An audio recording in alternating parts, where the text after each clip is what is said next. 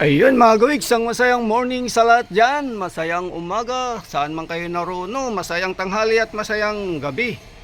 Sa lahat dyan, tayo ngayon mga gawiks ay mayroon tayong unang pitas sa ating tanim na ampalaya. Dito lang sa may simentadong lugar, no. Ayan, dito tayo nagtanim.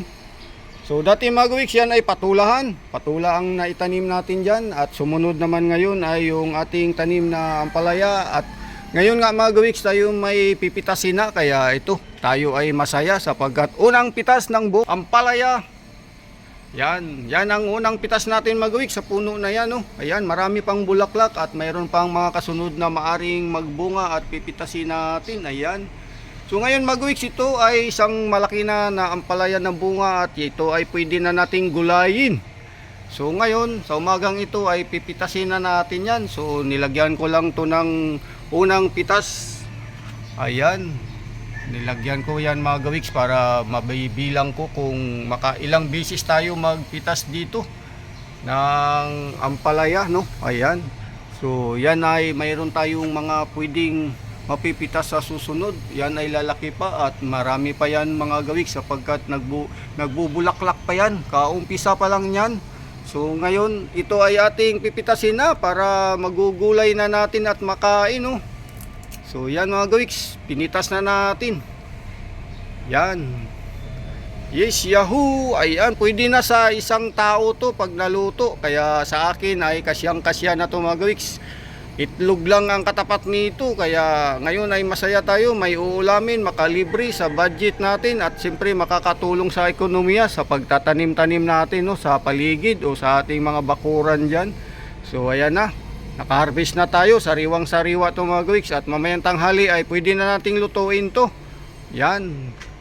So yun lang, at siyempre yan ay pwede pa nating pagapangin dyan dahil laki-laki yung ating pagapangan, no? So maaring mayroon pa tayong maidagdag na pwedeng itanim dyan sa mga gapangan natin na yan. So pwede tayong maglagay dyan ng pwedeng patula mga gawiks. May hinanda na ako dito sa kabilang side, no? Ayan. So decompose na lupa, pinapabulok ko pa lang. Ayan dyan para pwede nating taniman, no? Yan, halukayin natin yan kung nabubulok na lang sa ilalim para pwede na tayo magtanim.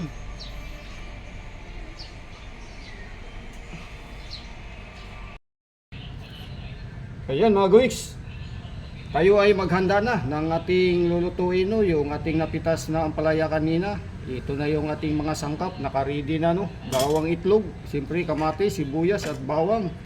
Yan ay ihanda na natin ngayon mga gawiks. Islaisin na natin to, hiwain na natin ngayon yan. Siyempre tayo ay masagana sa ating lulutuing gulay. So yan, hati-hati pa more. Slicein lang natin ito mga guys. Yan, para alisin lang natin yung mga nandito sa gitna, no. Gamit ko lang ay kutsara. Yan. So dito nahati na nga natin at nilinis na natin bago natin ito hiwa-hiwain. At siyempre mamaya ay lutuin na natin mga gawiks pagkatapos nating mahanda to. So dito tayo naghanda mga gawiks para tayo ay maayos, maganda ang ating posisyon. Tayo ay nakaupo. So dalhin natin to mamaya doon sa ating lutuan, no? Doon lang sa likuran lang yan mga gawiks, no? Doon sa may bandang gripo. So ito mga gawiks, no, sariwang-sariwa to dahil kapipitas lang natin kanina doon sa ating natanim. So unang pitas, unang piraso isa. So itong kanyang buto mga gawiks ay medyo hindi ko sure kung kaya pa itong pabuhayin. Subukan natin itong ilagay sa lupa kung may mabuhay. Yan. So okay na yan, slicein na natin, no. Siyempre ito ay ating itapon. So handa ko lang ito mga gawiks, no. Ayan, slicein natin ng tama lang sa kanyang laki. Ayan,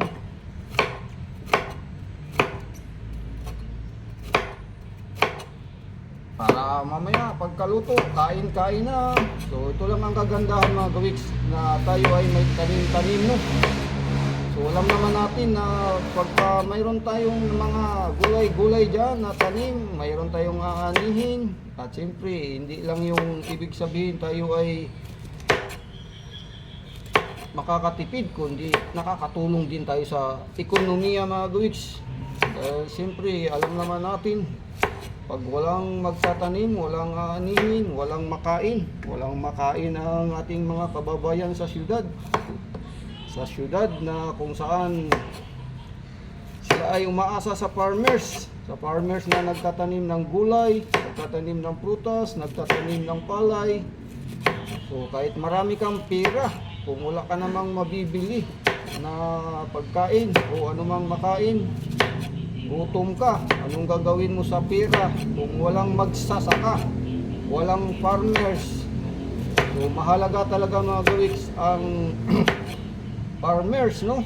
Yan, hindi pwedeng basta-basta lang natin sabihing farmers ka lang. Dahil yan ang bumubuhay sa ating mga kababayan, ang farmers. Kung walang magtatanim, wala tayong aanihin.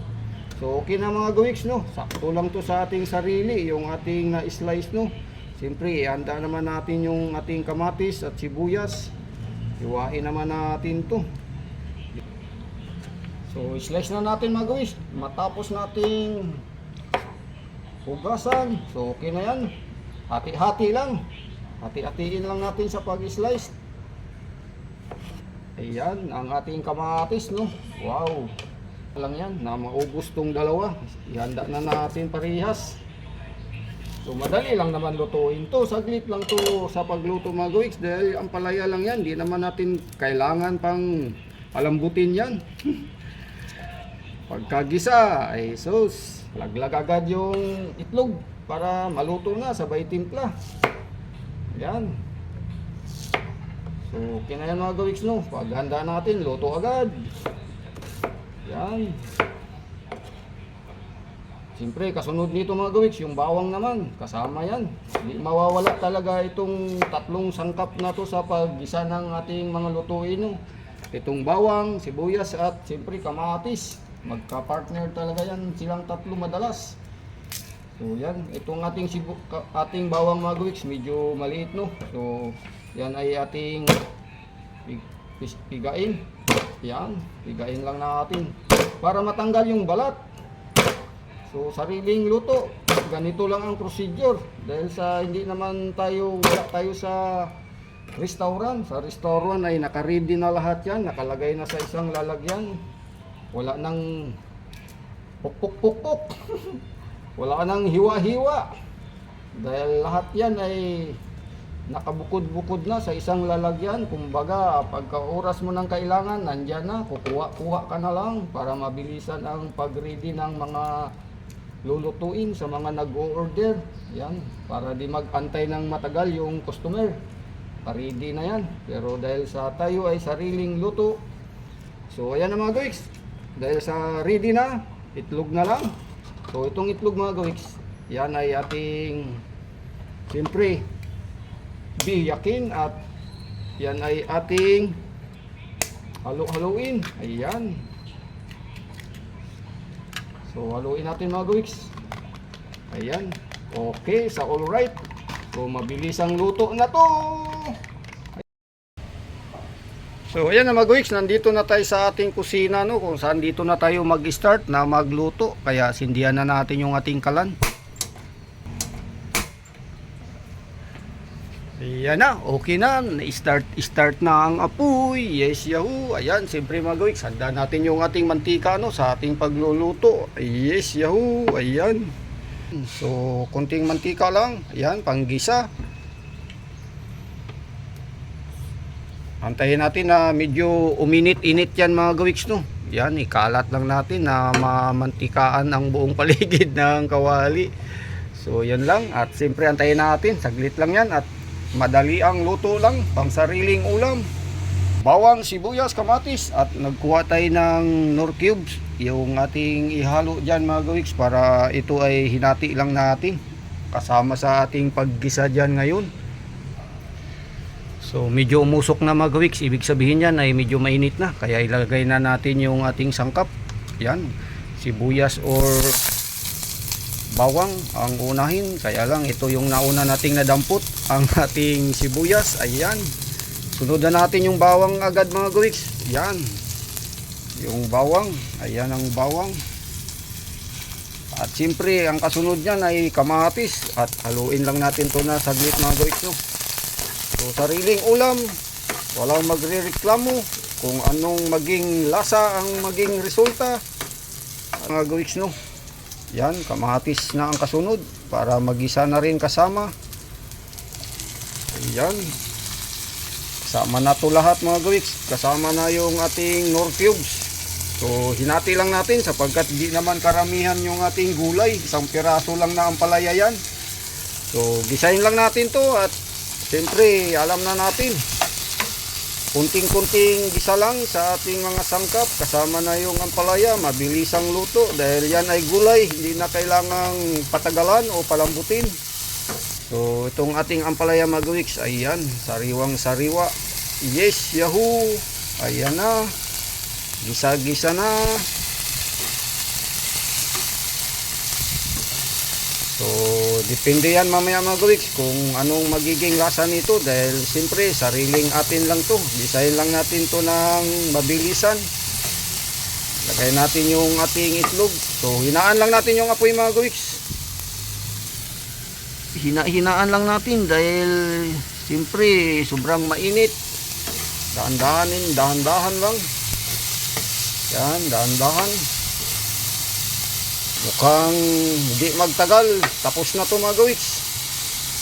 Yan, lagay natin yung ating itlog. Yan. Itlog na to mga guys. Lagay natin. Lagay na natin to para timplahan na natin, no.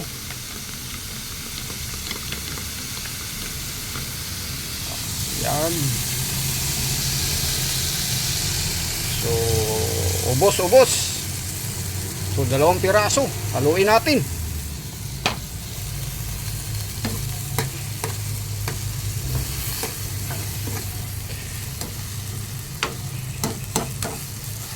Yan, siyempre, kailangan natin timplahan ngayon yan ang asin o bitsin. O bitsin, yung magic sarap. Yan.